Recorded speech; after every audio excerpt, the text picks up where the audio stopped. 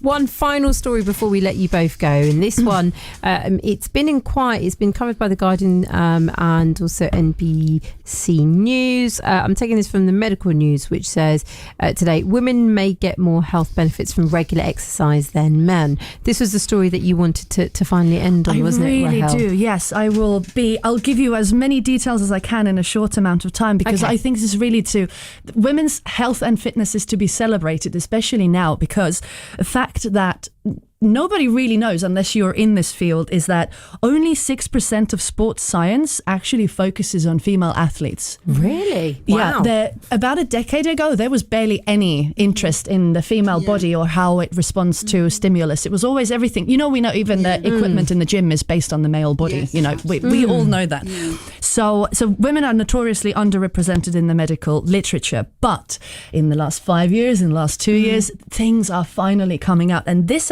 study is of a long-term one. It's to compare men and women, 20 years in the making, 400,000 men and women in the United States. And what has come out of it is that we have found, if we compare men and women, pound for pound, body weight, we are always slower, weaker, whatever. We just you put side by side, and we know that we can't even compete.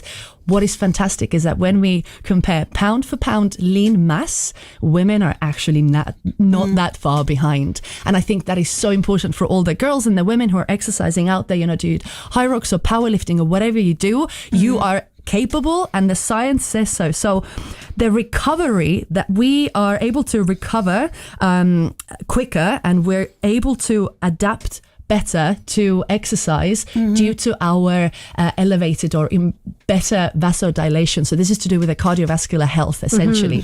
So I've talked about this before as well. The way we respond to heat and cold.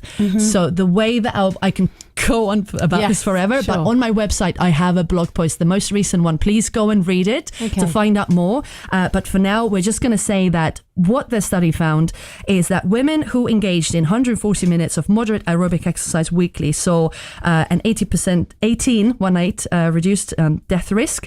And for men, they had to exercise twice as much. Sorry, guys. 300 minutes. Got to spend more time in the gym. The 18% mark. And it's actually extraordinary. How is that possible? And also, not just talking about aerobics, we have to talk about strength training as well, because I'm big on that. So 19% reduced risk of death for women who did regular strength training, while it was only an 11% reduced risk for guys, and compared 30% lower risk of a cardiovascular event for women, and only an 11% lower risk of cardiovascular events for men. Yes, so we are amazing. We have to, what this is going to do for women's training and the sports scene in the next 5 to 10 years is incredible. Women are going to go, do you know what, I can. It doesn't matter that I don't look as big. Our center of gravity is lower, that's fine, but we're stronger in the legs. We can run for longer. Apparently, when it comes to ultra marathons, women will always come out on top.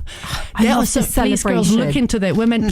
You will love this. Let's celebrate all women. Absolutely, and it just shows that this is more reason to take up the exercise when you maybe thought that you shouldn't be. And I know, obviously, Carrie, you're an avid swimmer, aren't you? Yeah, I do swimming outdoor all year round in my Lido, but I also do some strength training as well, because I know that's important. But the key thing is that I have stopped using the word exercise and now use the word movement. Because exercise is just, for a lot of people, they feel, especially if they've never done it, it's too much, there's too much pressure, there's too much obligation. So I just say you've got to move. So choose what your movement is, and there has to be joy behind it. Do you know what I mean? It has to be something that you find joyous. Zumba class, 100% walking, agree. Whatever it is, it's got to find joy. I find my joy in swimming and also dancing in the kitchen, which is aerobic. Yes, any kind of dancing and movement is, and I think that's the key takeaway from this week in review, is very much to find that moment where you can have a bit of joy with movement. Rahel, Carrie, such a pleasure having you both here. Thank you so much. Thank you so much. Thoroughly enjoyed that.